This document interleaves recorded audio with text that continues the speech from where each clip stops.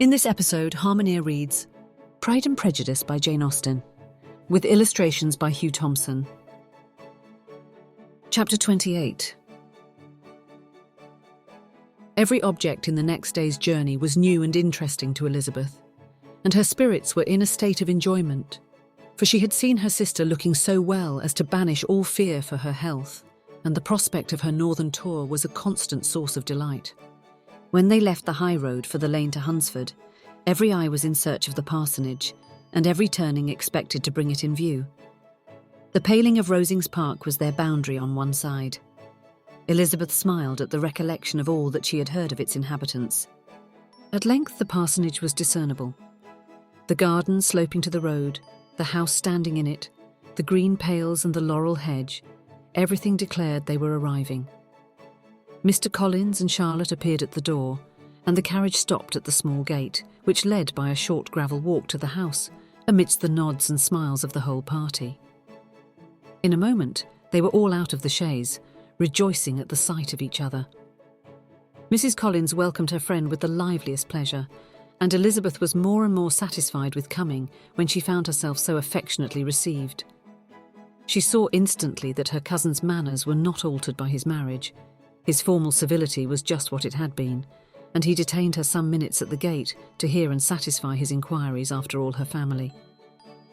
They were then, with no other delay than his pointing out the neatness of the entrance taken into the house, and as soon as they were in the parlour, he welcomed them a second time, with ostentatious formality, to his humble abode, and punctually repeated all his wife's offers of refreshment.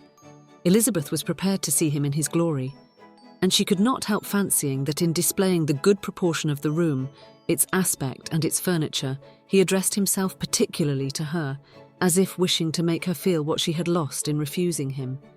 But though everything seemed neat and comfortable, she was not able to gratify him by any sigh of repentance, and rather looked with wonder at her friend that she could have so cheerful an air with such a companion. When Mr. Collins said anything of which his wife might reasonably be ashamed, which certainly was not seldom, she involuntarily turned her eye on Charlotte. Once or twice she could discern a faint blush, but in general Charlotte wisely did not hear. After sitting long enough to admire every article of furniture in the room, from the sideboard to the fender, to give an account of their journey and of all that had happened in London, Mr. Collins invited them to take a stroll in the garden, which was large and well laid out, and to the cultivation of which he attended himself. To work in his garden was one of his most respectable pleasures, and Elizabeth admired the command of countenance with which Charlotte talked of the healthfulness of the exercise, and owned she encouraged it as much as possible. Here, leading the way through every walk and crosswalk, and scarcely allowing them an interval to utter the praises he asked for, every view was pointed out, with a minuteness which left beauty entirely behind. He could number the fields in every direction, and could tell how many trees there were in the most distant clump.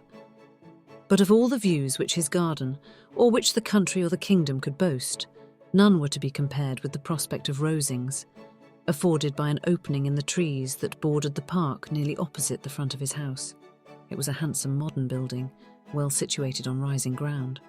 From his garden, Mr. Collins would have led them round his 2 meadows, but the ladies, not having shoes to encounter the remains of a white frost, turned back. And while Sir William accompanied him, Charlotte took her sister and friend over the house, extremely well pleased probably to have the opportunity of showing it without her husband's help. It was rather small, but well built and convenient, and everything was fitted up and arranged with a neatness and consistency, of which Elizabeth gave Charlotte all the credit. When Mr. Collins could be forgotten, there was really a great air of comfort throughout, and by Charlotte's evident enjoyment of it, Elizabeth supposed he must be often forgotten. She had already learnt that Lady Catherine was still in the country. It was spoken of again while they were at dinner, when Mr. Collins, joining in, observed, "Yes, Miss Elizabeth, you will have the honour of seeing Lady Catherine de Bourgh on the ensuing Sunday at church, and I need not say you will be delighted with her. She is all affability and condescension, and I doubt not but you will be honoured with some portion of her notice when service is over. I have scarcely any hesitation in saying that she will include you and my sister Maria in every invitation with which she honours us during your stay here. Her behaviour to my dear Charlotte is charming. We dine at Rosings twice every week and are never allowed to walk home. Her ladyship's carriage is regularly ordered for us. I should say one of her ladyship's carriages, for she has several. Lady Catherine is a very respectable, sensible woman indeed, added Charlotte. and a most attentive neighbour. Very true, my dear. That is exactly what I say.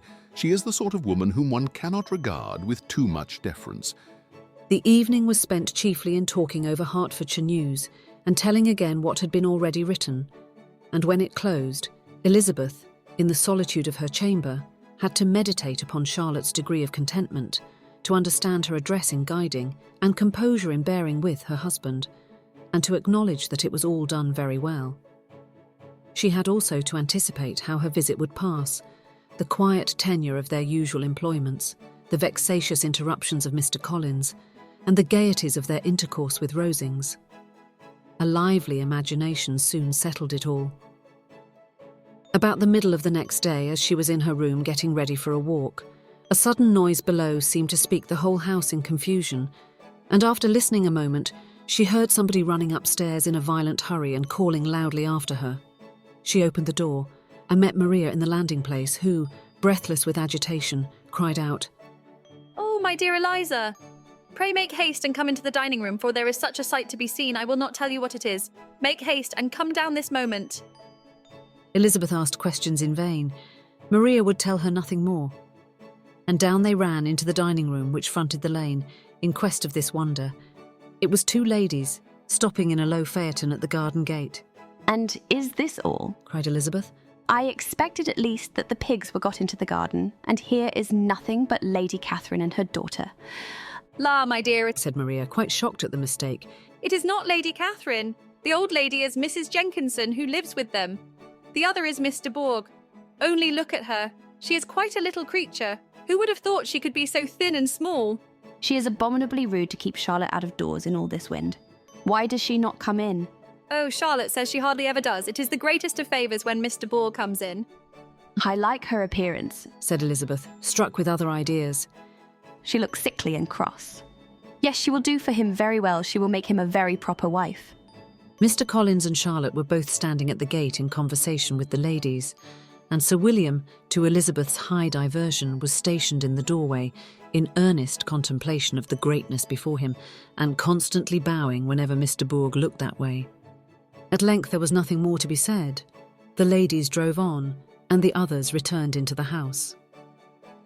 Mr. Collins no sooner saw the two girls than he began to congratulate them on their good fortune, which Charlotte explained by letting them know that the whole party was asked to dine at Rosings the next day.